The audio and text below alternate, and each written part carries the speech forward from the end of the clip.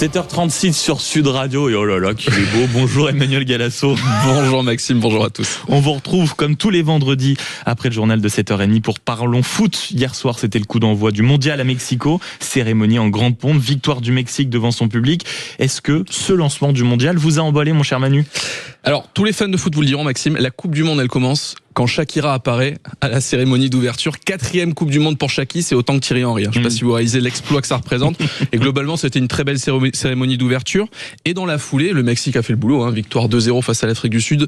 C'était pas un grand match. Il y a eu plus de spectacles en tribune que sur le terrain, mais ambiance exceptionnelle. Donc je réponds oui, ce lancement de Coupe du Monde est évidemment une réussite. Et je me suis même fait une réflexion hier soir. Pour moi, le Mexique aurait dû être désigné comme le seul pays organisateur de cette Coupe du Monde, comme c'était le cas en 70, comme c'était le cas en 86. L'essence même du foot se trouve au Mexique, et cette parenthèse où on a parlé que de foot hier soir, ça m'a fait du bien. Je me confie à vous, Maxime, mais je suis pas non plus naïf. Le duo de l'enfer, Infantino-Trump, Diabolo et Satanas, comme on les appelle dans les coulisses de la Coupe du Monde. Je pense qu'ils vont vite refaire parler d'eux, parce que les deux, en fait, ils sont un petit peu répartis les rôles. Trump, il va s'accaparer la Coupe du Monde pour se refaire la cerise politiquement, et Infantino lui va faire gagner quelques dizaines de milliards à la FIFA, association à but non lucratif. Je le rappelle, la FIFA, c'est toujours important de le dire. Donc oui, ça va être la Coupe du Monde du foot business. Oui, on va se prendre des petits écrans pubs sympas pendant les pauses fraîcheurs. Et oui, le fan de foot va être une vache à lait, mais je vais vous surprendre.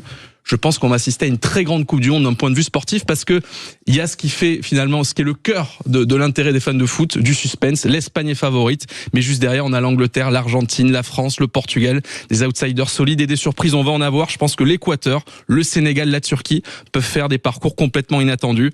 Donc juste pour ça, pour l'intérêt qu'il y a autour de cette Coupe du Monde, je pense que ça va être une grande réussite. Il y a une belle nouvelle, c'est que cette Coupe du Monde, on va la suivre sur Sud Radio, Maxime, avec un nouveau rendez-vous foot, les tontons du Mondial, tous les soirs de la semaine à 20h.